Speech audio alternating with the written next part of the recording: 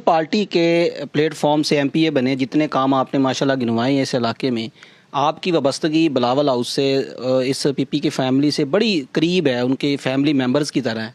नवाजा गया था या पंजाब में जितने बाकी नुमाइंदागान थे उनको भी ऐसे ही नवाजा गया? ये सर बड़ा बारीक सवाल है। वफाक में हमारी हुकूमत थी, मुझे वफाक से सपोर्ट उन दिनों में एमएनएस को ज़्यादा की जाती है, तो यहाँ पे जो एमएनए थे वो भी पीपल्स पार्टी की तरफ से ही थे, बाद में फिर चले गए। उनको वफाक से ज़्यादा सपोर्ट थी।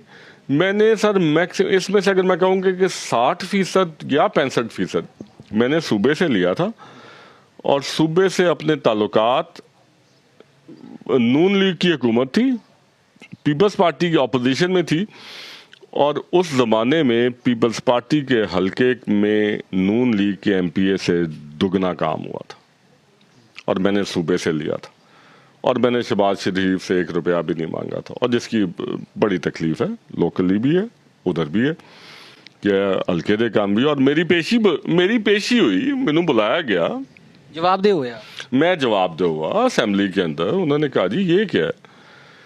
मैंने कहा जी पहले तो मेरा ये सवाल है कि क्या मेरे हल्के का नंबर 224 है कि पीपी 224 पंजाब में नहीं।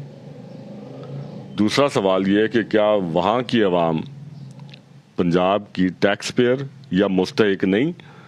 और तीसरी चीज़ ये है, खैर वो चीखें उनकी ख़त्म नहीं हो रही थी, मैं लफ्ज़ इस्तेमाल कर रहा हूँ चीख, ठीक।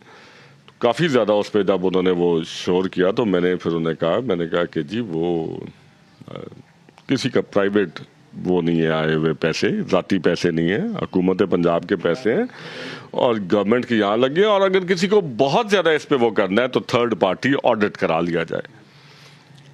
तो क्या थर्ड पार्टी ऑडिट, क्योंकि 1 रुपये की भी अल्हम्दुलिल्लाह रब्बिल आलमीन कोई उसमें लेफ़्ट राइट नहीं थी, और वो सड़कें आज भी कायम हैं, वो इमारतें आज भी मजबूत खड़ी हैं, वो मशीन्स भी वैसी ही खड़ी हैं।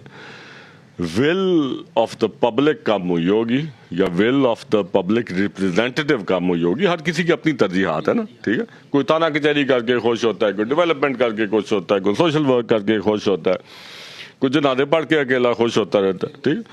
तो वो सारों की अपनी अपनी तरजीहात हैं, चीज़ें मौजूद खड़ी हैं और मजबूती से खड़ी हैं आज भी नजर आती जी, बोलती हैं।